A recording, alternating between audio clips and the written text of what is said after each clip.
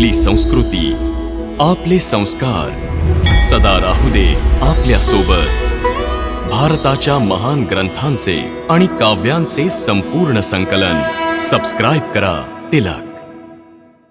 हे योगेश्वर, तुम्ही माझ्या अनेक प्रश्नांची उत्तरे दिलीत. एक प्रश्न अजून विचारायचा आहे. असं ऐकलंय की मृत्यूच्या वेळी मनुष्याला खूप यातना होतात. भले तो मृत्यू युद्धभूमीवर कुठल्या शस्त्राच्या घातक घावामुळे असो किंवा नैसर्गिक असो. काय मृत्यूला सोपं बनवायचा काही मार्ग नाहीये का? हे अर्जुना, प्रश्न मृत्यूला सोपं बनवायचा नाहीये, तर जीवन मृत्यूच्या चक्रातून सुटून मोक्ष प्राप्त करण्याचा आहे. जर मृत्यूच्या वेळी मनुष्याने ही गोष्ट केली जी मी तुला सांगतोय, तर त्याला लगेच मोक्ष प्राप्त होईल आणि तो सरळ माझ्यापर्यंत पोहोचेल. ती गोपनीय गोष्ट काय आहे माधवा? प्राणत्याग करताना आपल्या सर्व इंद्रियांची कवाड बंद करून आणि मनाला हृदयावर एकाग्र करून त्याशिवाय प्राणांना मेंदूत साठवून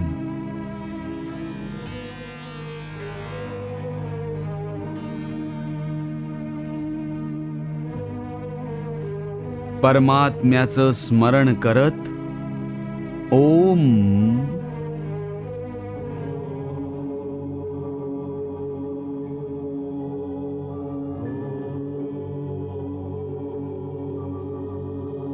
ओम मंत्राचं उच्चारण करावं.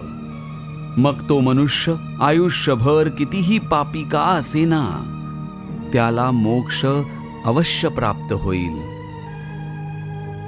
हे शिवशंकर, प्रभू श्रीकृष्ण म्हणतात की मृत्यूच्या समयी ओम शब्दाचं उच्चारण केल्याने पापी मनुष्याच्या आत्म्यालाही मुक्ती मिळते.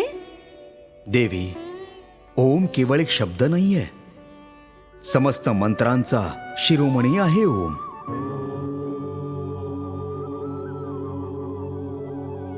याचा महिमा अनंत आहे. आध्यात्मिक साधनेच्या संस्कृतीचा केंद्रबिंदू ओम आहे. सिद्धप्राप्तीचं सूत्रही ओम आहे.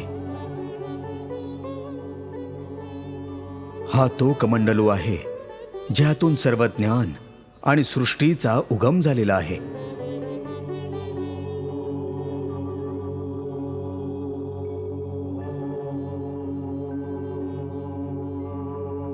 ओमची साधना ज्ञान आणि भक्तीच्या मार्गाला प्रकाशित करते आणि आपल्या जीवनात ओमचा उच्चार करणाऱ्या त्या व्यक्तीच्या जीवनात सुख, समृद्धी, वैभव आणि वैराग्याची प्राप्ती होते. प्रभू, ही गोष्ट तर मनुष्याच्या आयुष्यातल्या संबंधातली झाली, पण त्याच्या मृत्यूच्या वेळी ओमच्या उच्चारणाचं इतकं महत्त्व का आहे? ज्यांनी पापी मनुष्याच्या शरीराला शुद्धी आणि आत्म्याला मुक्ती प्राप्त होते. देवी, मनुष्याच्या शरीराला ब्रह्मपूर असं म्हटलं गेलंय.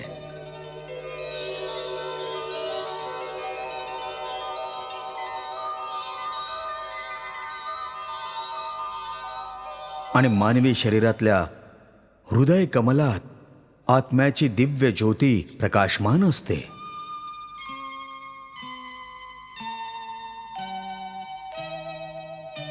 मृत्यू समयी जेव्हा मनुष्य ओम ओम ओमचा मंद स्वरात उच्चारण करतो, एका लयीत करतो, तेव्हा आत्मा आणि परमात्मा दोन्ही परमसुखात आणि परम आनंदात तल्लीन होतात आणि दोन्ही एक दुसऱ्याशी मिलनासाठी असे व्याकुळ होतात जसे युगान युगांपासून दुरावलेले दोन प्रेमी सर्व सीमा लांघून एक दुसऱ्यात विरून जाण्यासाठी एकमेकांकडे आकर्षित होतात.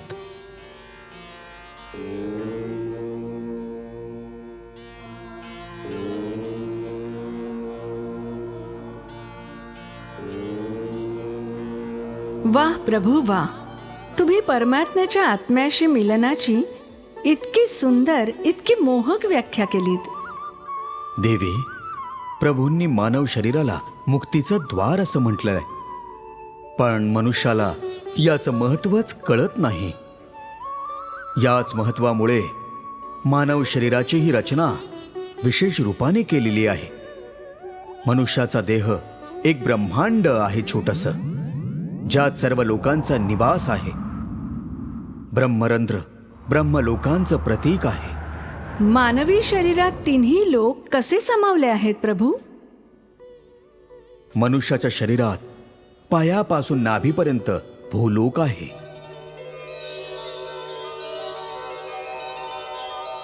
नाभीपासून कंठांपर्यंत अंतरिक्ष आणि कंठांपासून कपाळापर्यंत स्वर्गलोक आहे. आणि कपाळामध्ये महा, जन, तपा आणि सत्यलोक आहे. योगीजन मानवी शरीराच्या रचनेला पूर्णपणे जाणतात, म्हणून ते देह त्यागण्याच्या वेळी प्राणाला आधी वरच्या बाजूला खेचून कंठात म्हणजे अंतरिक्षामध्ये घेऊन जातात. कंठाच्या विशुद्ध चक्रातून आज्ञा चक्रात घेऊन जातात आणि तिथून कपाळात सहस्त्रारी स्थापित करून ब्रह्मरंध्रांद्वारे आपले प्राण शरीरातून काढून टाकतात.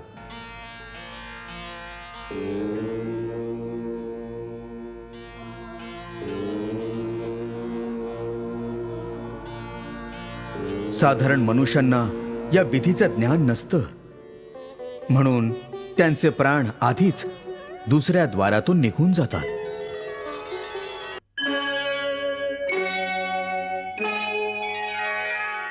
केवळ बुद्धीवर विश्वास ठेवण्यात देखील धोका आहे. ते अशासाठी कारण विनाश काळ येताच मनुष्याची बुद्धी देखील भ्रष्ट होते.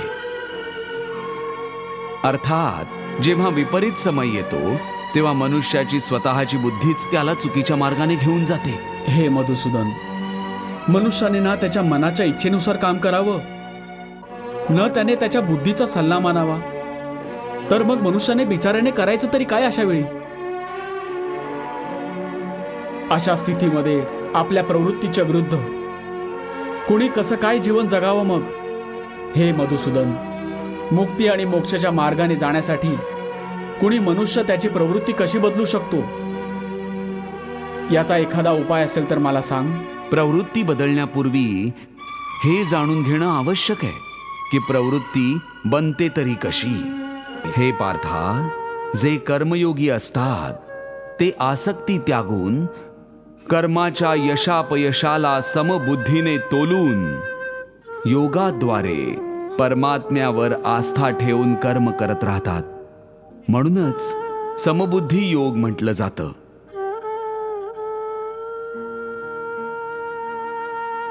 हे पार्था, ईश्वराला समर्पण करण्याच्या भावनेतून केलं गेलेलं कर्म फलप्राप्तीच्या कामनेने केल्या गेलेल्या कर्मापेक्षा कितीतरी पटीने अधिक श्रेष्ठ आहे.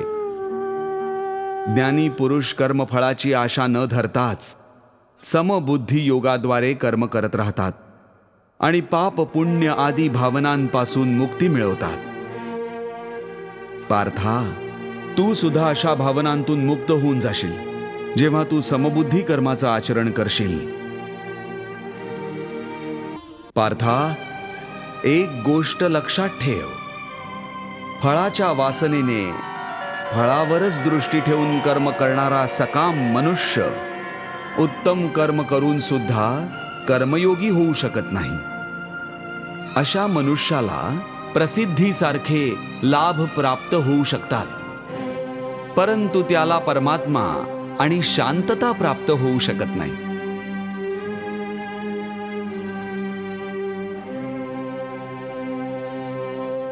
हे केशव, मनुष्याला पाप पुण्य दोन्ही बंधनकारक आहेत. दोन्हीमुळे चांगलं वाईट प्रारब्ध बनत असतं. प्रायश्चित्ताद्वारे पापातून मनुष्य मुक्त होऊ शकतो, परंतु पुण्यातून तो मुक्त तरी कसा व्हावा? हे अर्जुना, पाप पुण्य, सुख दुःख, यश अपयश आदी भावना साधारण मनुष्यांकरता आहेत. परंतु जे कर्मयोगी असतात ते या भावनांपासून मुक्त असतात, अलिप्त असतात. कर्मयोगी त्यांच्या अंतरात्म्याच्या आवाजाला परमात्म्याचा आदेश मानून आचरण करत असतो. यात कुठे आली मग पाप पुण्याची भावना? हे बघ पार्था, जर तू मोहाच्या आहारी गेला असशील तर निष्काम कर्मयोग कसा आचरशील? तुझ्या बुद्धीवर जे मोहाच्या अंधकाराचं पटल ओढलं गेलंय त्याला ज्ञानाच्या प्रकाशाने बाजूला कर आणि तुझ्या बुद्धीला मोहाच्या दलदलीतून बाहेर काढ.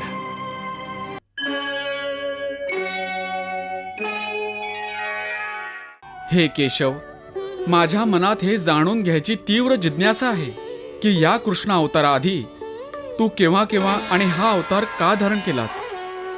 तुझा शिष्य आणि सखा समजून माझ्या जिज्ञासाचं उत्तर दे.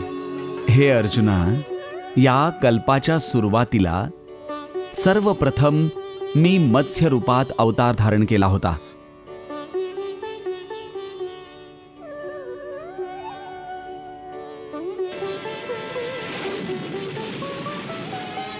त्यावेळी मी सप्तर्षींच्या नावेला प्रलयात बुडू दिलं नव्हतं, कारण ते ऋषी पुरातन संस्कृती आणि पहिल्या सृष्टीच्या बीजांना घेऊन नवीन कल्पात त्यांचा विकास करणार होते.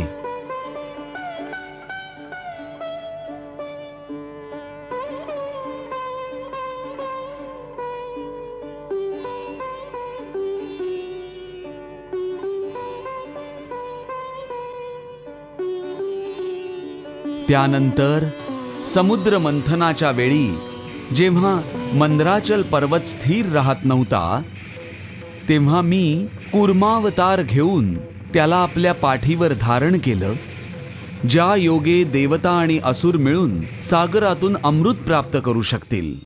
पण जेव्हा दैत्य अमृताचा घडा देवतांकडून हिसकावून घेऊन पळत होते तेव्हा देवतांच्या मदतीसाठी मीच मोहिनी रूपही धारण केलं होतं. त्याच वेळी मी राहु दैत्याचाही वध केला होता.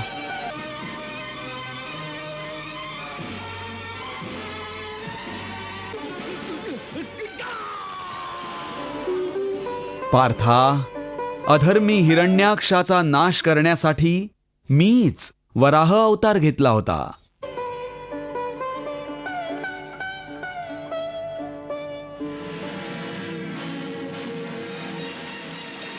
मीच माझ्या परमभक्ताची प्रल्हादाची रक्षा करण्यासाठी नृसिंहाचा अवतार धारण केला होता.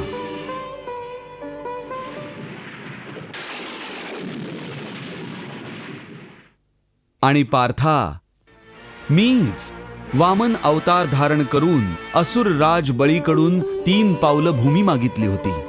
हे राजन, मला यज्ञशाळेसाठी थोड्या भूमीची आवश्यकता आहे, म्हणून तुम्ही कृपया मला एवढी जमीन द्या जितकी मी माझ्या 3 पावलांनी मापू शकेन.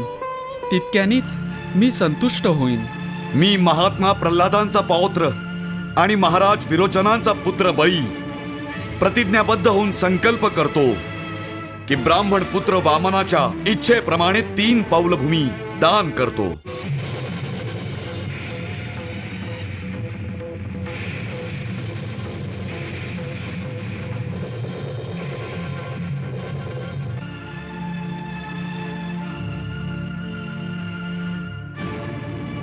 दोन पावलात तर मी सर्व त्रिलोक मोजले.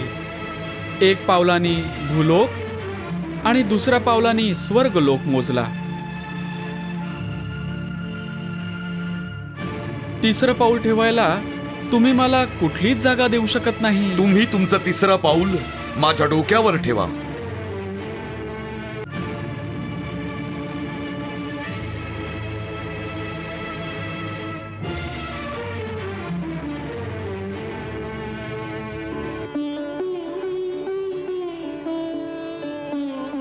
आणि जेव्हा रावणाने पृथ्वीवर हाहाकार माजवला होता तेव्हा मीच त्रेतायुगात राम अवतार धारण केला होता. धर्माची मर्यादा भंग करणाऱ्या पापी, तुझ्या सर्व पापांचा दंड आज तुला अवश्य मिळेल.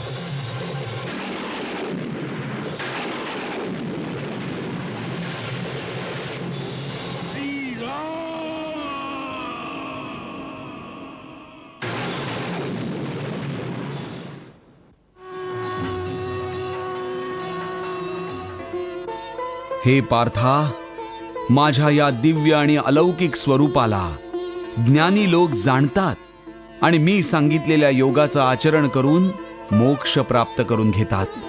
वा प्रभू वा.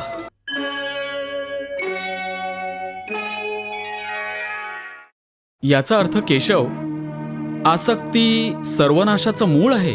हो अर्जुना, म्हणूनच तर मी तुला निरासक्त होण्यास सांगतोय, स्थितप्रज्ञ होण्यास सांगतोय. कारण स्थितप्रज्ञाची स्थिती निष्काम कर्मयोगाची अंतिम अवस्था आहे.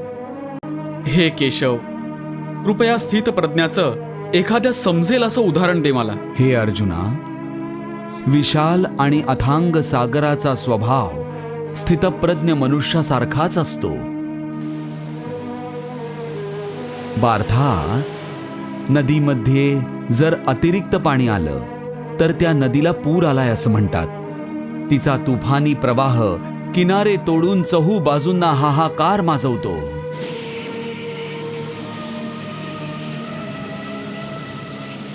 अशीच अवस्था एका क्षुद्र मन असणाऱ्या व्यक्तीची होते. थोडंसं धन, थोडीशी सफलता त्याला पचवता येत नाही आणि धन आणि सफलतेच्या नशेत धुंद तो मर्यादा सोडून एका क्षुद्र माणसासारखा वागायला लागतो.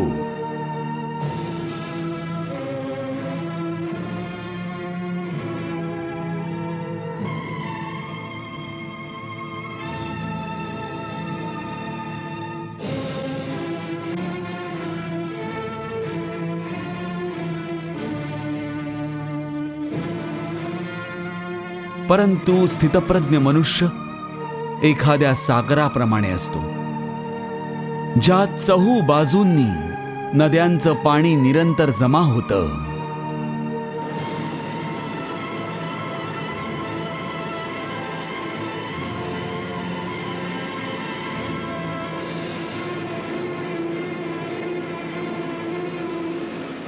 परंतु सागर तो सर्वदा शांतच असतो.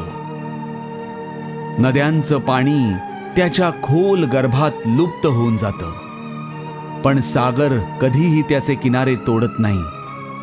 त्याच्या अंतरंगातली पाण्याची पातळी कायम राहते. हीच स्थितप्रज्ञाची अवस्था असते. अशाच प्रकारे सर्व प्रकारचे भोग स्थितप्रज्ञ मनुष्यामध्ये कोणत्याही प्रकारचा विकार उत्पन्न करण्यास असमर्थ ठरतात. ते त्याच्यातच समाविष्ट होतात. अर्थात स्थितप्रज्ञ मनुष्य समस्त भोगांना उपभोगत असताना देखील आसक्तीपासून मुक्त राहतो. पार्था, अशा स्थितप्रज्ञाला परमशांती प्राप्त होते. अशी स्थितप्रज्ञ माणसंच जगताचं कल्याण करतात, लोककल्याण करतात. सामान्य मनुष्य तर भोग वस्तूंच्या मागे धावताना स्वतःची जीवनयात्रा संपवून टाकतो. परंतु स्थितप्रज्ञ मनुष्याची जीवनयात्रा जनकल्याणाचा उद्देश बाळगून असते.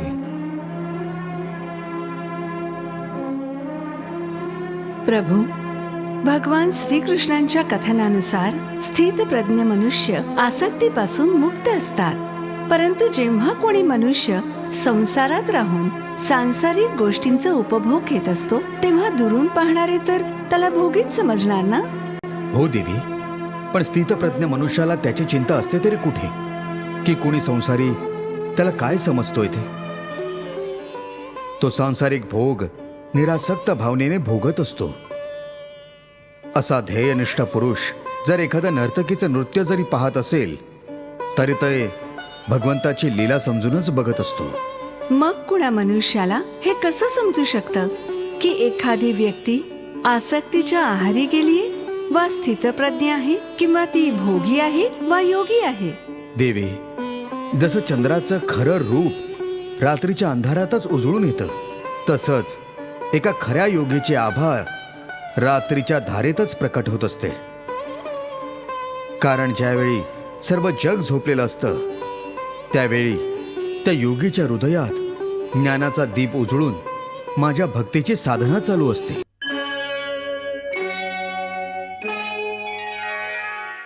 हे अर्जुना, शास्त्रांमध्ये अनेक प्रकारच्या यज्ञांचं वर्णन आहे, ज्यांच्याद्वारे प्राणी देवतांची आराधना करून त्यांना प्रसन्न करून घेतात. हे अर्जुना, समस्त देवता माझंच स्वरूप आहेत. त्यामुळे या यज्ञांद्वारे प्राणी माझीच आराधना करतात. हे मधुसूदन, तुझ्या म्हणण्याचा अर्थ आहे की यज्ञ अनेक प्रकारचे असतात. कृपा करून मला त्या सर्वांचं विवरण सांग. पार्था, आधी हे समजून घे की यज्ञ काय आहे. स्वतःच्या एखाद्या श्रेष्ठ वस्तूला, स्वतःच्या धनसंपत्तीला, स्वतःच्या एखाद्या विशिष्ट भावनेला, किंबहुना स्वतःच्या एखाद्या तीव्र इच्छेला माझ्या परमात्म्याच्या चरणी समर्पित करून टाकणं, यालाच यज्ञ म्हणतात. स्वतःच्या प्रिय वस्तूचा त्याग हीच यज्ञाची मूळ भावना आहे. म्हणूनच शास्त्र सांगतं की यज्ञामध्ये आहुती दिल्यानंतर जे अन्न मागे उरतं ते ग्रहण करणारा मनुष्य सर्व पापांतून मुक्त होतो. आणि जे लोक केवळ स्वतःचंच पोट भरण्याच्या उद्देशाने अन्न शिजवतात, ते तर पापभोजनच करत असतात. हे केशव, यज्ञाच्या बाबतीतली सर्वसाधारण भावना तर हीच आहे की अग्नी प्रज्वलित करून अग्निकुंडात आहुती देण्याचं नाव यज्ञ आहे. परंतु हे माधव, तू तर म्हणतोयस की जनकल्याणचं कोणतंही कर्म यज्ञ आहे. स्वतःच्या एखाद्या प्रिय वस्तूचं बलिदान अथवा त्याग देखील यज्ञ आहे. याचा अर्थ काय आहे? हे अर्जुना, हे बरोबर आहे की प्राणी त्याच्या निष्ठेनुसारच वेगवेगळ्या प्रकारे वेगवेगळ्या देवतांची पूजा करण्यासाठी हवन आदी करत असतात. त्याला देखील यज्ञच म्हणतात.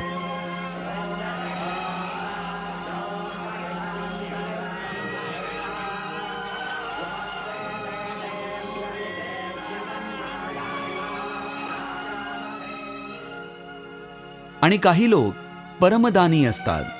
ते त्यांच्या धनसंपत्तीचं दान करतात. त्यालाही यज्ञ म्हणतात.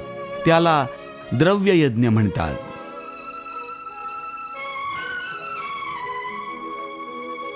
अनेक योगी निस्वार्थ भावाने विद्यादान करतात. त्याला ज्ञान यज्ञ म्हटलं जातं.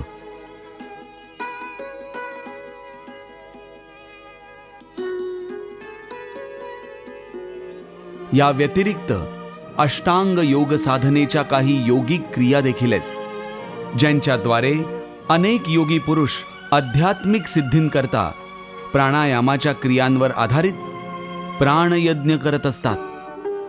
हा प्राणायाम क्रियेवर आधारित यज्ञ कसा असतो केशव? हे अर्जुना, योगी जेव्हा मंत्र आणि तंत्र दोन्ही प्रकारच्या साधन पद्धतींद्वारे कधी अपान वायूमध्ये प्राणवायूचं हवन करतात, तर कधी प्राणवायूमध्ये अपान वायूचं हवन करतात. आणि काही योगी गूढ योग विद्येद्वारा प्राणवायू आणि अपानवायू दोहोंची गती नियंत्रणात ठेवून त्यांच्या प्राणांचं प्राणातच हवन करतात.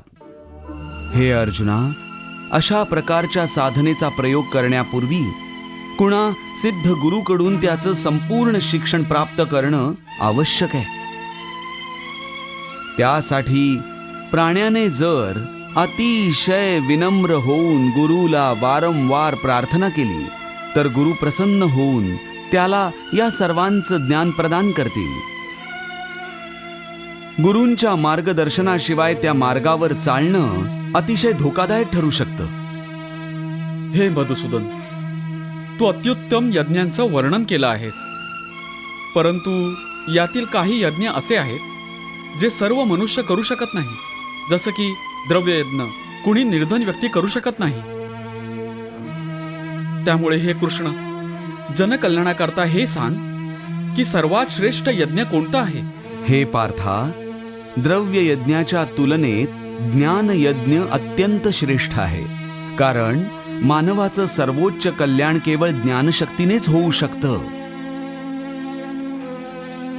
ज्ञानच मनुष्यास चांगलं वाईट, पाप पुण्य, धर्म अधर्म यांची ओळख करून देतं. इतकंच काय, ज्ञानाच्या द्वारेच प्राण्याला भगवंतांच्या स्वरूपाचं खरं ज्ञान होतं. हे पार्था, ज्ञान तो अग्नी आहे ज्यात मानवाचे सर्व दोष, दंभ, अहंकार आदी अवगुण भस्म होऊन जातात. इतकंच काय, पण भक्तीचं मूळ देखील ज्ञानच आहे. काय म्हणालास? भक्तीचा उगम देखील ज्ञानातच होत असतो? हो अर्जुना, ज्ञानाच्या पर्वताच्या शिखरावर पोहोचूनच मनुष्याला हे ज्ञान प्राप्त होतं की ज्ञान पर्वताच्या शिखराहूनही अधिक उंचीवर ते निर्मळ आकाश आहे जिथे भक्तीचं राज्य आहे.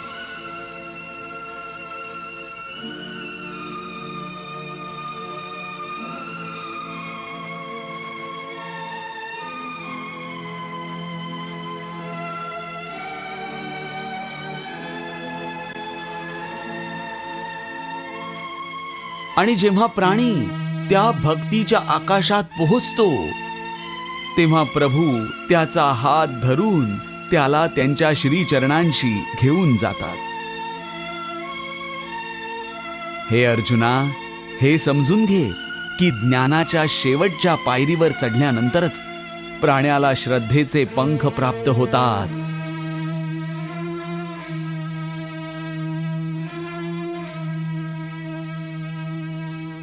आणि त्या श्रद्धेच्या पंखांच्या साहाय्यानेच प्राणी भक्तीच्या आकाशात विहरू लागतो.